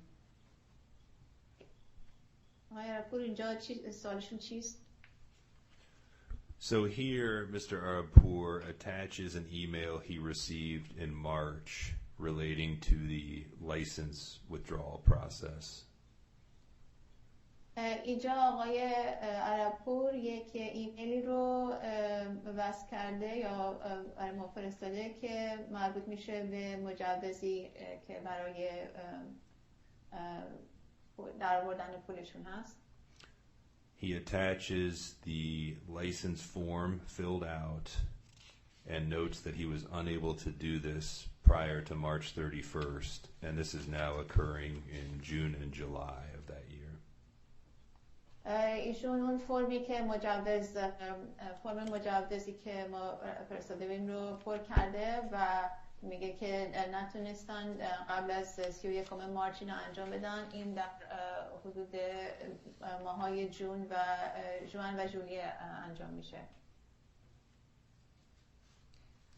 Can we turn to Exhibit 20?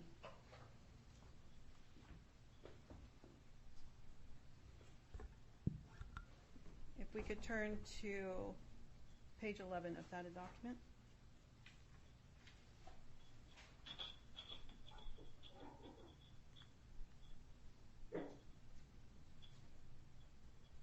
If you could look at the paragraph that begins in 2020.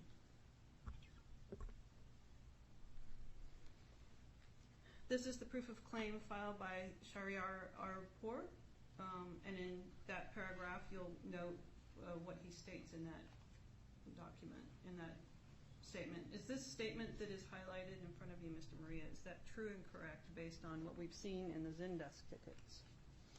این شکایتی هست که آقای عربپور فرستاده بود و همراه با شکایتی که برای ما فرستاد. آیا این حقیقت داره؟ I suppose it's true, but it's somewhat misleading because he doesn't note that he actually received notice of the license permit process and tried to do it, but was just too late based on his timing.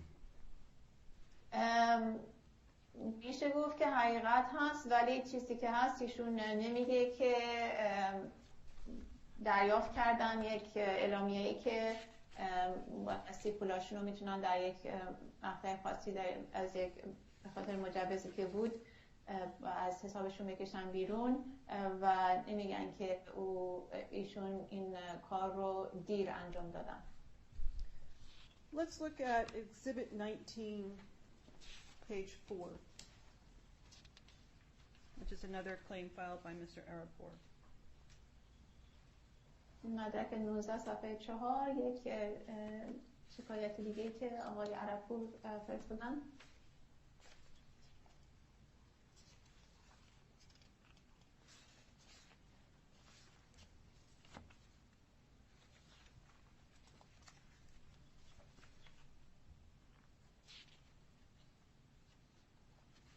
If you could look at the statement on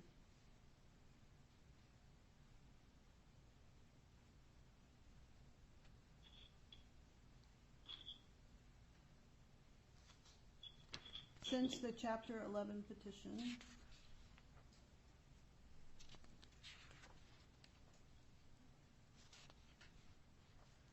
you see that statement? The one that's highlighted on the screen now? Yes. Yes. Has the first sentence, has Mr. Arapur ever had 10 bitcoins? Translate that, please. آیا آقای عربپور تا حالا این جمله رو میبینین؟ بله. آیا آقای عربپور تا حالا 10 تا بیت کوین داشته؟ Not from my review of his account, and he certainly did not when his account was disabled. از مروری که من انجام دادم از حسابشون نقشه نداشتن و از وقتی که حسابشون هم غیر فعال شده. Let's look at Exhibit 62.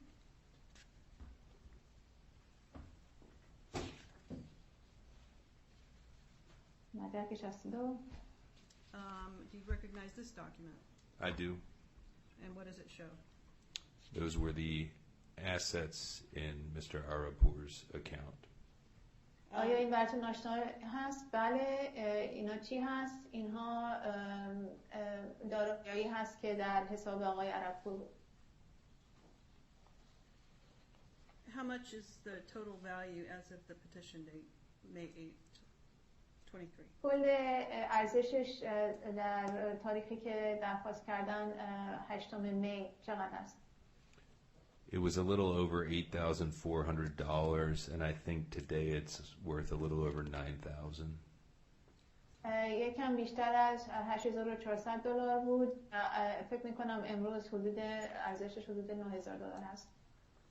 What is the value today of 10 Bitcoin approximately? ارزش 10 تا بیت کوین ارزش امروزه 10 تا بیت کوین چی هست تقریبا؟ I haven't looked at today's price, but yesterday it was around 43,000 for Bitcoin, so that would be about $430,000 US. من امروز نگاه نکردم ولی دیروز حدود 43,000 دلار بود که میشه حدوداً 430,000 دلار آمریکایی.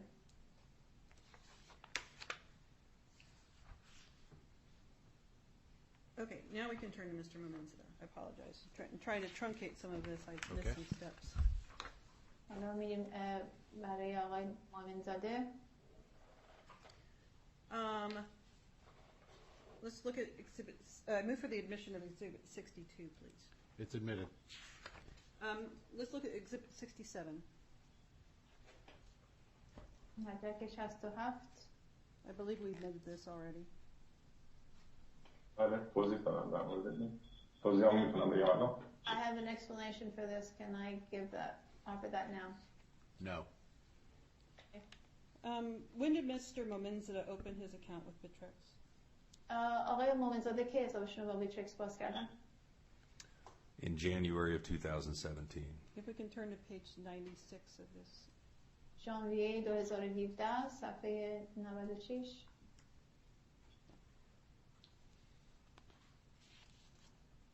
Does that correspond with the first login by Mr. Momenzada?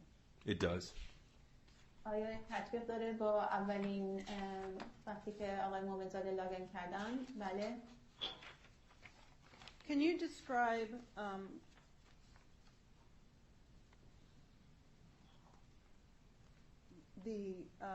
what happened with Mr. Momenzada's account during the OFAC license period?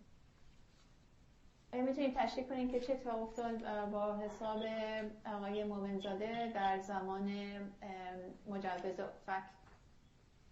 Well, it would have been disabled in 2017, as with the rest of them. From my review of the account, it doesn't look as though he logged in during the license period.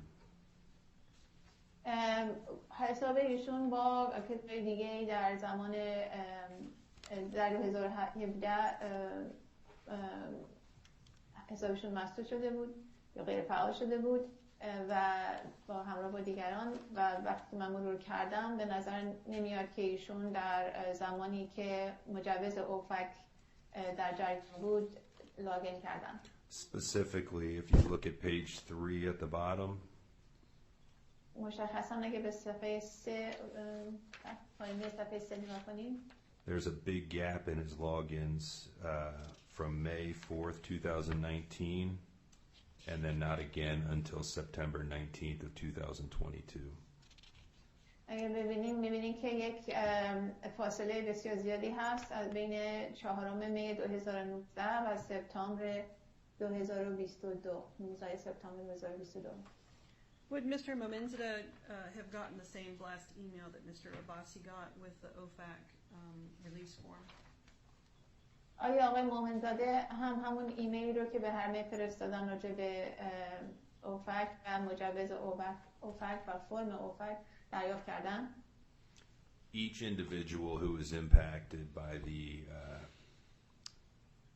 disabling of accounts because of the OFAC sanction should have been on the distribution list with their email that they used as their logon and username. هر شخصی که تحت تاثیر اوفک قرار گرفته بود و حسابشون مسدود شده بود یا غیر فعال شده بود بایستی یک ایمیل دریافت میکردن به همون ایمیلی که شامل یا جزء حسابشون بود. Ms. Tomasco, can I ask whether or not you think you can wrap up Mr. Maria's direct in the next 5 or 10 minutes? Because I have either the, I think, 7th, 8th, or 9th of next week for as much time as we need to conclude this matter, and I'll look for the parties to schedule that. But again, I apologize for not having the balance of the day available. I think, honestly, I have about 15 or 20. but I can try to. No, I mean, because we're going to reconvene, so I'm not going to ask you to drop everything. And again, I want the claimants, frankly, to have the benefit of Mr. Maria's full testimony and then the opportunity, when we get back together, to examine him. And what's the date, Your Honor? So I was going to, again, since we have a number of moving parts, I was going to give you three options, all of which would start at 10 a.m. And those are the 7th, 8th, or 9th of February. If it's up to me, Your Honor, I choose the 9th. I have a thing to go to. No, I hear you. Look, I'm going to ask that you confer with the parties. I don't want to have that discussion. If there's a debate about it, then we can get on the phone and I will set the time. I appreciate, frankly, the significance of this issue to the claimants as well as to the debtor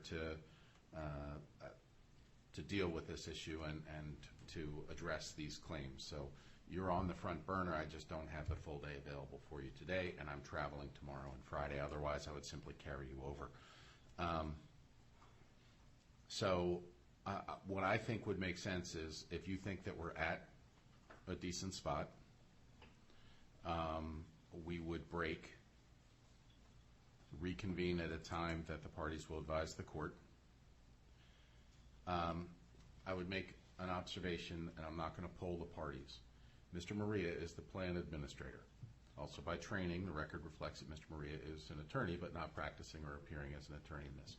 Typically, the court would direct that a witness not discuss his testimony during a break or an interval. Here we have a break that may be as long as a week, and the fact of the matter is that Mr. Maria is the client and the plan administrator. I will relieve Mr. Maria of any admonition, and I note that I'm less concerned about that issue because Mr. Maria's testimony is tracking testimony that the court has already heard from Mr. Maria in another context, not minimizing the significance of it, but I also note that the direct is not concluded. Mr. Maria is, when we conclude, Mr. Maria will be able to confer with counsel. Counsel is obviously bound by the appropriate rules and understands the game, it's not the right word, understands the context. But I think that it would be cumbersome to impose that admonition for the space of a week on Mr. Maria. Madam Interpreter, I would ask, I trust that the gentlemen that are on the screen were able to largely understand my comments, but I would ask that you translate as follows. We will have to stop the proceeding now due to my schedule. ما باید الان جریان این دادگاه رو خاتمه بدیم برای امروز به خاطر پرونده‌های دیگه که من دارم. I have another trial starting in a few minutes. یه محکمه دیگه هست، یه دادگاه دیگه هست که چند دقیقه دیگه شروع میشه. We will reconvene at the end of next week. ما آخر هفته دیگه باز اینجا گرد هم میایم. And at that time, Mr. Maria will finish his testimony and you will be given an opportunity to ask him your questions. در اون موقع آقای ماریا شهادت خودش رو به اتمام میرسونه و شما فرصت خواهید داشت که ازش سوال بکنید. I will also at that hearing hear your either testimony or your arguments to me about your claims and your position about what you're entitled to. و در اون موقع هم من شهادت‌های شما و دعاوی شما را خواهم شنید و که شما برای من ارائه بدین که چه شکایتی دارین و چرا. Okay. With that, I apologize for not being able to do the entire hearing today and for any inconvenience with trying to finish it next week. But with that, we will conclude today's hearing and we will reconvene shortly. Okay? فکر کنم Your Honor, do we have a date for them? Did you? The proposed date is the 9th, 9 فوریه جمعه دیگه. and it would be at 10 a.m. Eastern Time in the United States.